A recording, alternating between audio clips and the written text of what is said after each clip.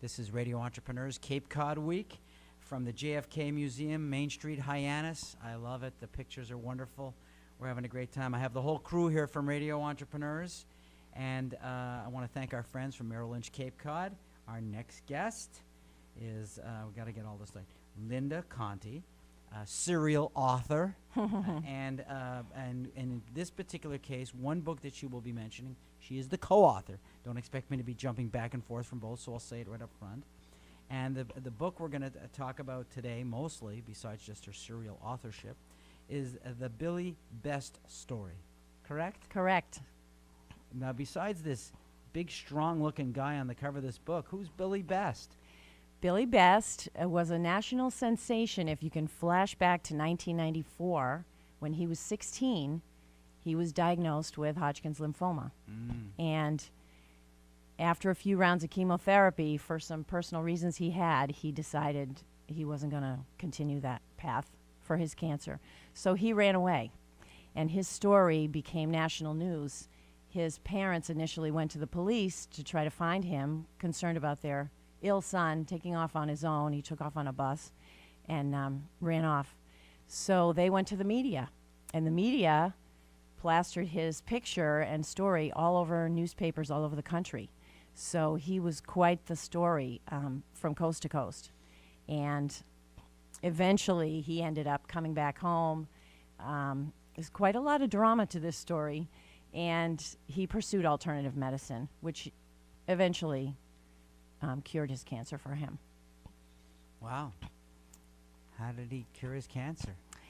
He, because he, I mean, Hodgkin's lymphoma is pretty serious stuff. I know that. Not that any cancer isn't pretty serious. I know but there that. are worse ones than others. And in 1994, Hodgkin's lymphoma was I know that. a deadly. But at the time, they were saying that chemo and radiation and surgery, he probably had a 95% chance of beating it. Oh, that's good. Yeah. However, I said he had some personal reasons, one of which was his aunt had just passed away from basically chemotherapy poisoning, and he had watched her struggle. So he decided he wasn't going to do that. And because he got all this media attention, while he had run away, his parents now are starting to get all kinds of mail and phone calls about alternatives, things that they had no idea about. People wanted to help Billy Best. So they finally coerced him to come home under the promise that he wouldn't have to continue chemotherapy. Just come home, and we'll try something else. Sounds like a movie. It has all the elements of a perfect movie. You don't even have to change a thing. It absolutely has all the drama, excitement, love, villains, everything. But so the first thing he did was diet changes. He had many, many letters and phone calls from people that said, eliminate these things from your diet if you're trying to beat cancer: red meat, white flour, sugar, dairy. Drink this tea. Sounds like my diet. Exactly. And this was 20 years ago, but they were right on the money. Right, right. Another pile of letters was all about Essiac tea. It's supposed to cleanse the blood. It's an old Native American recipe of 4 herbs that this nurse in Canada was treating patients with. So he researched and found this special powder, started brewing his own tea. Drank it certain times of the day, was very strict about it, you know. Time. Took it seriously.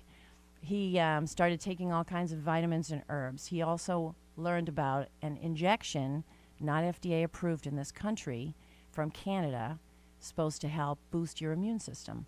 So he and his dad jumped in the car, and off they went to Canada and got this potion.